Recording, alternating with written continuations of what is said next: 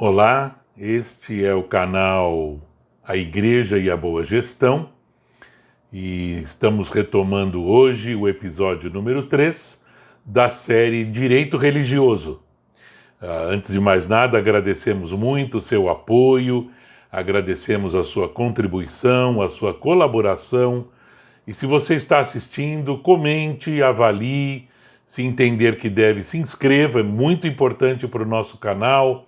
E principalmente divulgue, porque quanto mais nós divulgarmos, mais pastores, líderes, administradores, contadores, tesoureiros têm acesso a esta informação. O nosso canal visa atender àqueles que não têm acesso a esse tipo de informação, não têm acesso a congressos, não têm acesso a participar de reuniões e muitas vezes não podem até contratar um profissional para isso. Então o nosso propósito é esse, tentar colocar numa linguagem mais fácil, mais acessível, mas não menos importante, e por isso é que nós criamos essas séries. Junto com essa do direito religioso, nós temos a série dos princípios de uma boa gestão e temos a série das entrevistas, onde sempre selecionamos uma pessoa com um tema ou diversos temas que certamente são do interesse das igrejas.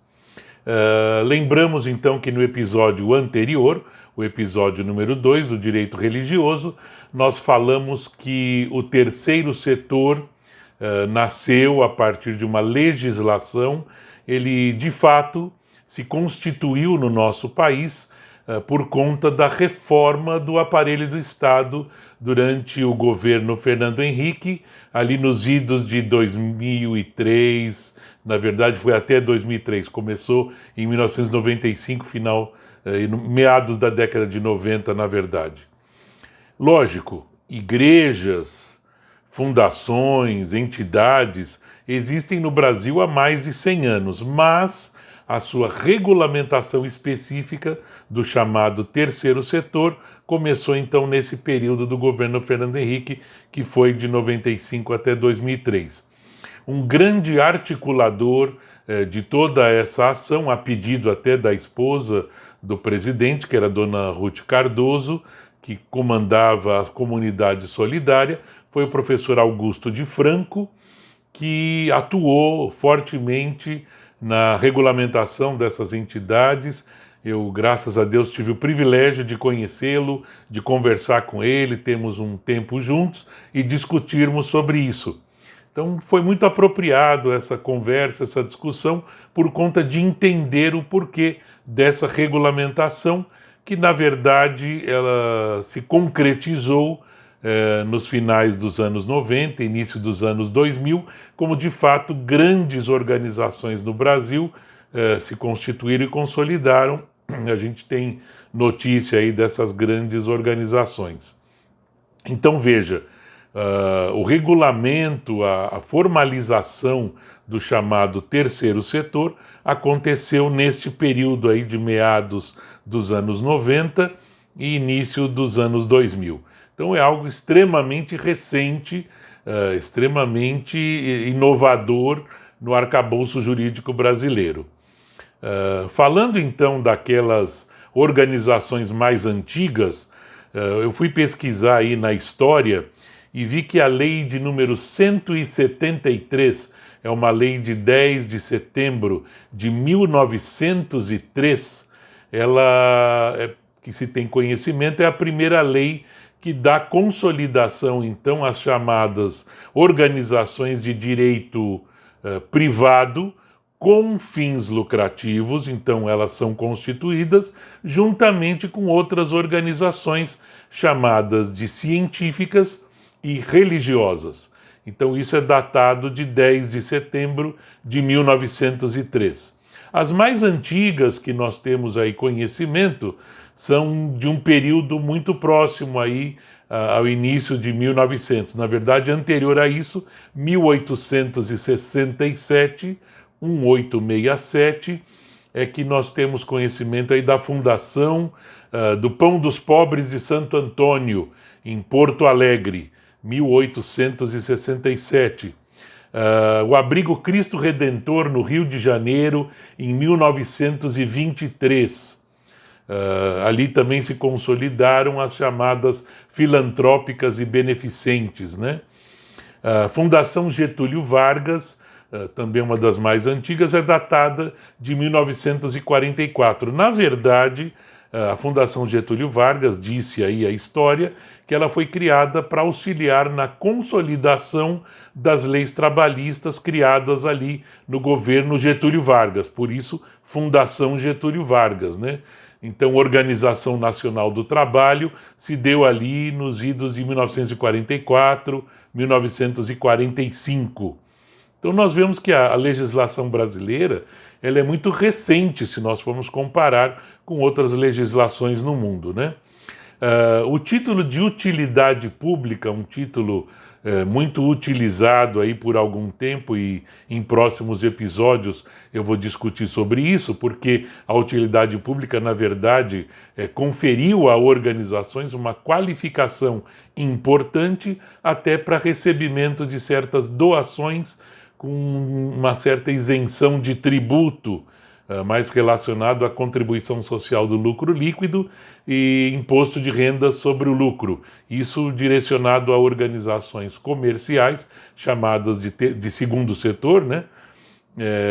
Que tem o recolhimento desses tributos. Essas organizações podem participar de apoio a essas entidades de utilidade pública. Então nós vimos aí que, na verdade, é tudo muito recente no nosso país, né? Coisa aí de 50, 60 anos.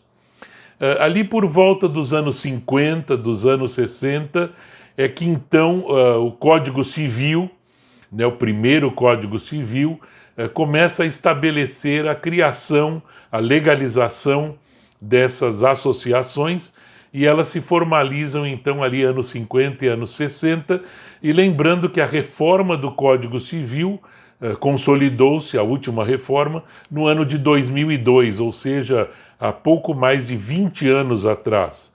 Então, um código que era da época aí de 1890, início dos anos 1900, teve a sua reforma 100 anos depois, coisa de 20 anos atrás.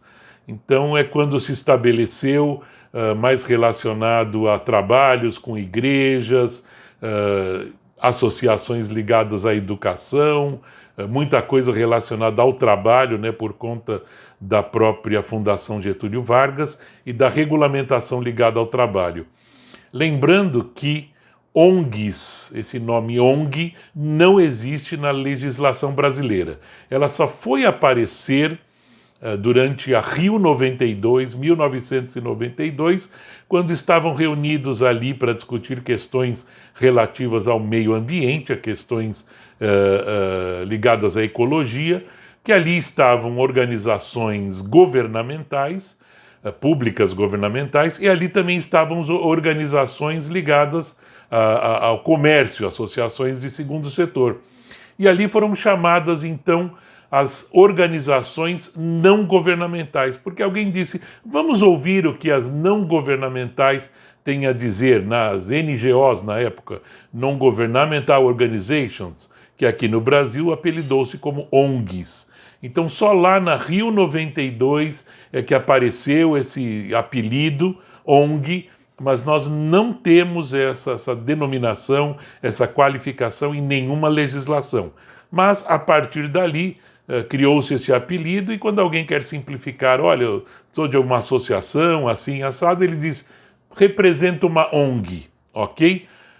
Por algo incrível, houve até uma comissão parlamentar de inquérito para avaliar as ONGs, então o próprio legislador se confundiu aí para isso, mas foi no sentido de facilitar o entendimento da sociedade civil. Então, esse é o histórico rápido das chamadas organizações de terceiro setor, onde só futuramente é que, de fato, foram se consolidar as igrejas, as associações religiosas. Mas isso é para o nosso próximo capítulo, para o nosso próximo episódio, né? Episódio número 4, é que nós vamos trazer dentro do processo histórico, quando é de fato que se regulamentam as associações religiosas, porque até então elas estavam dentro de um grande guarda-chuva das associações e das fundações. Foi só então aí que criaram-se, né, uma denominação legal das associações religiosas. Assista, aguarde, que nós vamos comentar sobre isso. E então participe do nosso canal, não se esqueça, teremos muito prazer em estarmos anunciando essas informações e divulgando. Muito obrigado e fica aqui o nosso forte abraço. Até logo.